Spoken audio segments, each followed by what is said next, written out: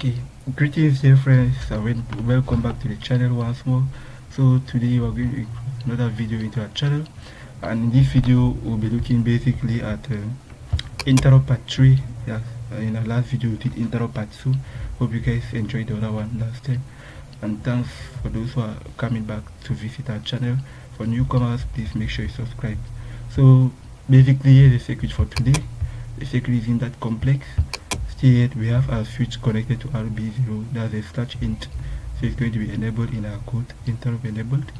And here right now we have a LED battery connected to pin pin 1 of port A, which right now leads to ground. And here we have a value.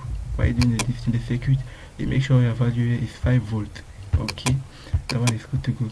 So we're going to do the simulation right now and see exactly what our code does before we proceed in the coding part. So what our code does actually is that what the PIC microcontroller, right, initially it plays a LED off.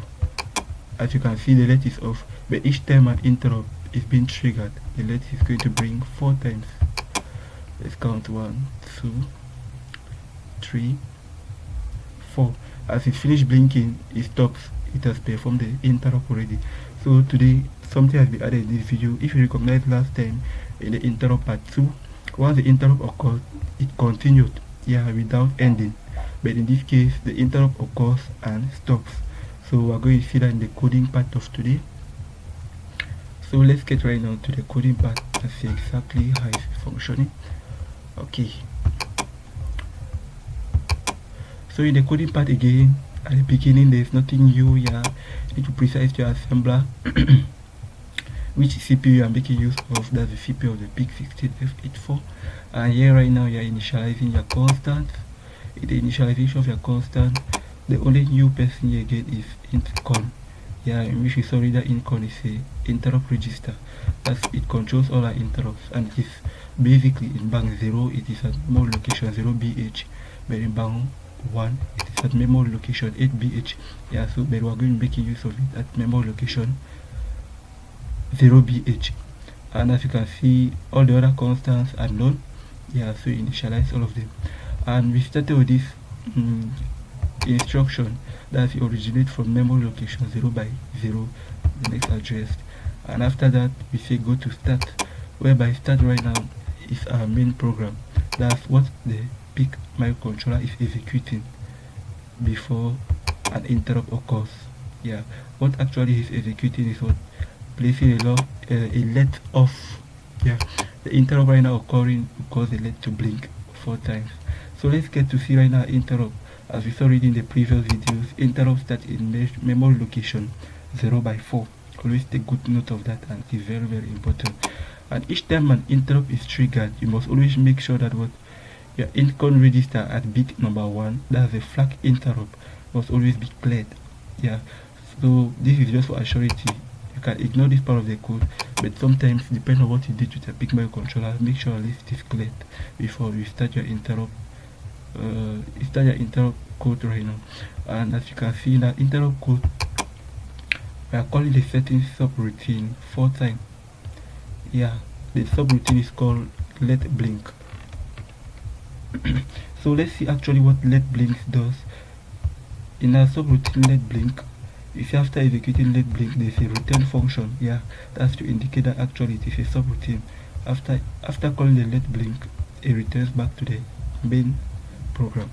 So let's see what let blink does.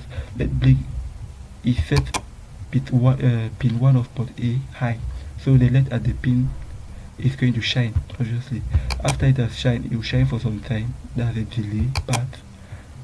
It has shined for some time, right? And after that right now it clears. That's a BCF clear, and it goes off. And after we have again another delay, it remains off for some time, in which right now we have return. Return is always included in all subroutines.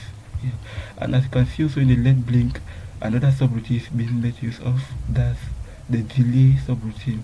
Delay subroutine right now is just asking to give the time for the LED to remain on or off. We have been seeing how to program a delay in the other codes, so it's actually no issue over here. So let's get back right now to our start program.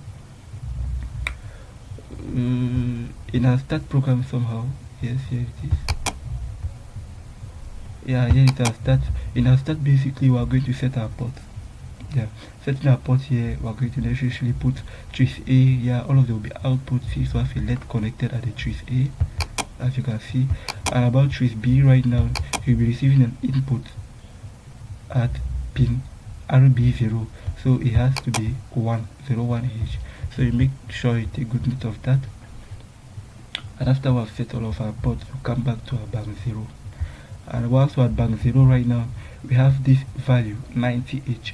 Yeah, in which this value 90H normally it is something as in 1001 1 2 3 4. Can you see that? Yeah, so we're moving this value into our income register, whereby the first one here, this first one signifies that what we have activated our global interrupt enable, and this other one here signifies that interrupt enable has been activated. As you could see on the Proteus, the pin here is named interrupt enable. Okay, that's been zoomed. You see right, RB0 is /interrupt enable. Yeah, so that's why we are going to enable it in our code. Basically that's it in our income register. And after that right now, after defining, setting your ports, and after telling which of the pins you are going to use as your interrupt, the next thing you do right now is to perform what your main program is going to do. That's your stats. Yeah, basically in our main program here, it's not doing any grid deal, so it's just to clear our port A. That's the pin 1, right? It's been cleared. It's been off totally. The LED is off each time the yeah. So BCF port A, 1 here just in 5. Yeah, the LED is off, as in off. And after that, as you can see, go to start.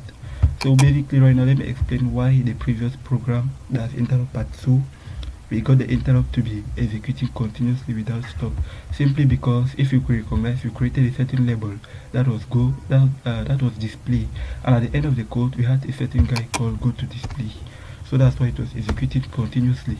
But this case right now didn't create any label, that is going to execute just once and return back from interrupt. So basically that's all about the coding. If you don't get any point, please put in the comment section. Okay, so let's get back to our second part again and basically understand what's really happening again. The simulation goes. Okay, as you can see, right, the main program is executing as in the LED is off. Yeah, so far as it is off, nothing is happening till you trigger an interrupt. Once you trigger interrupt, the LED start counting 4 times. 4. When it counts the 4th time right now, it stops. You see, right?